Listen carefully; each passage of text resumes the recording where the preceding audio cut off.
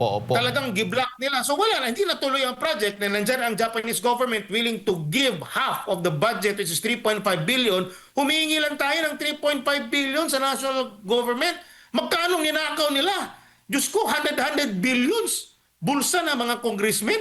Pagkatapos ito, project para sa taong bayan, hindi nila naibigay. Yun ang nakakainis sa totoo lang. No, pasensya na kayo sa mga nanonood. Naiinis ako dahil sa ganyan na sitwasyon na kadami pala nating pera, marami tayong matutulungang Pilipino, pero pinagnanakaw ng mga ito. Frustrated kami mga public officials dito, marami kami magandang project, binabara. Kung merong existing project, dinidelay. Wala akong korupsyon dito. Wala akong utang ang Davao City kahit isang kusing. Walang utang sa bangko. Ibig sabihin, we efficiently collect the taxes sa tao, sa mga businesses, and then use that money for the benefit of the people of Davao City. Ang dami nating projects for the city para sa mga taong bayan. Yan ang nangyayari. Kapag ang pera ng taong bayan ay ginamit sa mabuti, kinolekta ng maayos, at hindi binulsa, na ibabalik mo sa taong bayan. Yan ang ginagawa sa syudad ng Davao. Huli na lang mula sa akin, kayo rin po ba ay kabilang sa mga dismayado dahil yung mauudlot na rin na ata kasi binawasan or hindi ba pinondohan yung ating Mindanao Railway? Kasi malaking contribution din yan kung pag nagkakaroon tayo ng mass transpo dyan po sa Mindanao. Yun nga eh. Yun nga eh. Pero parang, ewan ko kung matutuloy pa ba yan under this present administration. Ewan ko kung pinondohan. May mga usap-usapan lang. Yeah. Usap-usap lang tayo. No, wala talaga tayo nakikita concrete evidences na they are really serious on doing it. No, alam mo naman kung gagawin nila yan, that's one of the legacy projects of the former President Rodrigo Duterte. Ayaw naman nila ng ganon kasi inaangkingan nitong isa nito. Pati nga yung Bukana, legacy project daw niyan, hindi naman kanya yun. So, maganda sana, malaking kaginhawaan itong Mindanao Railway kung if this will push through. I hope sana ganyan ang ating gobyerno ba? Tinitignan yung hinaharap. Instead of, magnakaw ng trillion na budget, bakit din natin ilagay yung mga pera dyan sa mga ganyan, mga proyekto na nakakatulong sa taong bayan? You know, you will not be forgotten if you put that kind of money into those kind of projects. Sino ba makakalimutan kung meron kang Mindanao Railway? You connect every cities, every provinces in the whole of Mindanao for that project. Si Duterte lang nakaisip niyan. Kung matuluyan, sino maaalala? Si Duterte. Ayaw nila lang gano'n eh. Hindi ko maintindihan eh. That's one of the projects. Sabi pa niya, sabi pa ni Mr. Marcos, yung pagkapanalo niya, sabi niya, build more. Saking more ang nangyari. Hindi build more. Kadaming ng mga perang ninakaw ng taong bayan, ninakaw mula sa taong bayan, nasa mga kamay lang ng mga kongresista. Yun ang nakakainis eh. Napakagandang, ang Pilipinas pala napakayaman. Kaya pala natin gumastos para sa mahihirap na kahit na hindi na sila gumastos ng kanilang pang-ospital. Kung yung mga perang ninakaw nitong kaning mga buhaya na to, di sana maginhawa ang pamumuhay ng mga Pilipino ngayon. Lalo na dyan sa usapin ng healthcare. Number one yan, marami pala tayong pera.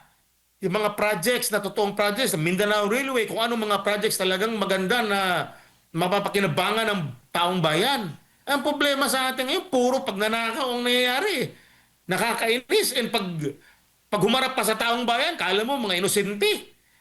Kala mo walang ginawang masama.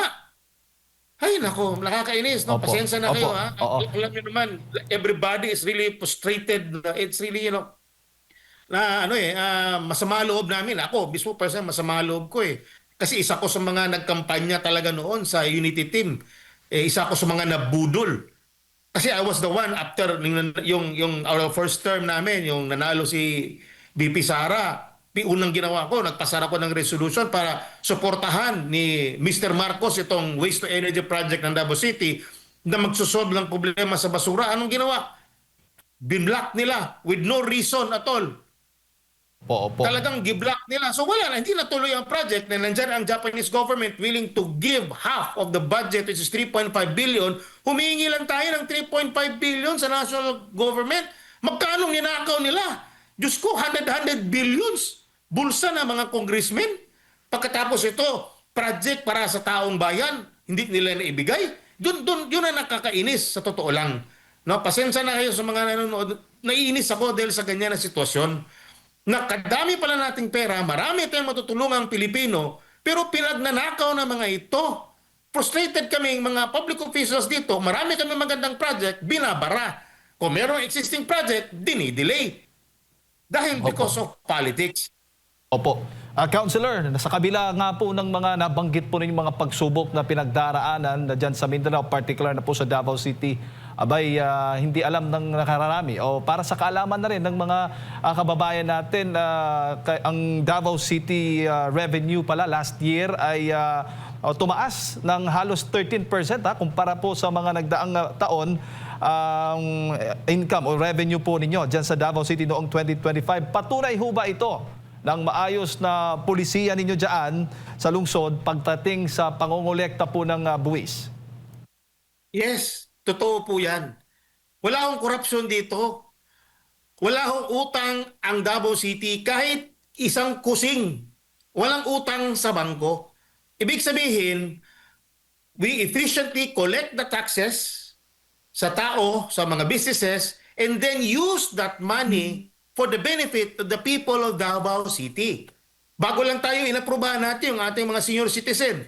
From 1.5 yung kanilang annual subsidy, dinagdagan natin ng another 1.5, so magiging 3,000 na ang kanilang annual subsidy. Ang ating mga PWDs, ibigay tayo. Ang ating yung mga single parent, nagbibigay tayo ng mga tulong. You know, all of that. Ang dami nating projects for the city para sa mga taong bayan. Yan ang nangyayari. Kapag ang pera ng taong bayan ay ginamit sa mabuti, kinolekta ng maayos at hindi binulsa, na ibabalik mo sa taong bayan. Yan ang ginagawa sa syudad ng Davao. Opo. Kaya minsan naiinis kami na sa dami ng bilyong-bilyong pera na nakukolekta ng buwis sa national coffers, doon lang sa bulsa ng mga iilan.